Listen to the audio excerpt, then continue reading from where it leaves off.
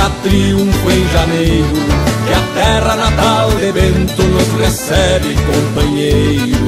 Vem, vem, vem, vem pra triunfo em janeiro, que a terra natal de Bento nos recebe, companheiro.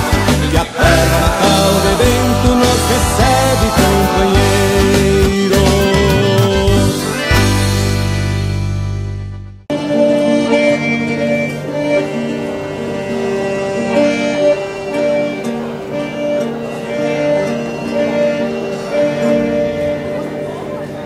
Os campos deste sul eram mais verdes, índios pampeanos que habitavam o lugar foram mesclando com a raça dominando, recém-chegados de querências alemãs. Um novo ser que se formou miscigenado, virou semente, germinou e se fez povo. Um vento novo ecoou no continente, lembrando a todos que esta terra tinha dono. Enquanto o gaúcho for vivo, enquanto essa raça tem mar em viver, o grito ecoar esses montes, buscando em redondo esse verbo da voz. No grito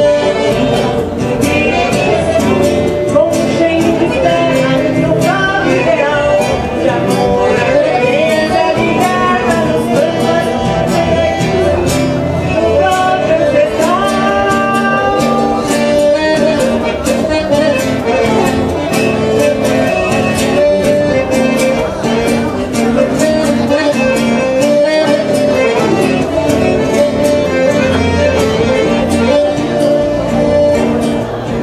Uma raça cresceu e traçou limites que vem de marca na extensão dos ideais. O povo hoje reverte o grito, alicerçado nas raízes que traz. A liberdade não tem tempo nem fronteira, o homem livre não perde até ventona, repetindo a todos um velho grito. Passamos tempo, mas a terra ainda tem dono. Do grito ao grito, a cheiro de terra nos próprios ideais de um povo sofrido, ereto em vontade de escrever liberdade nos seus memoriais.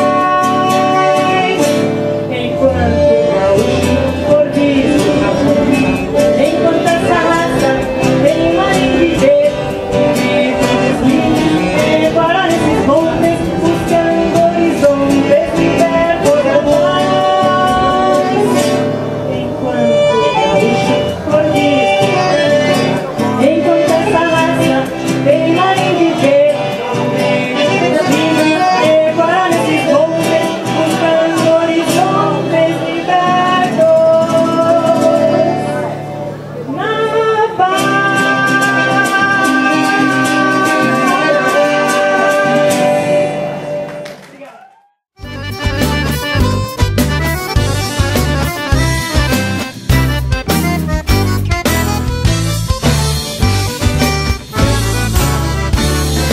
Vem, vem, vem, vem pra triunfo em janeiro, que a terra natal de Bento nos recebe, companheiro.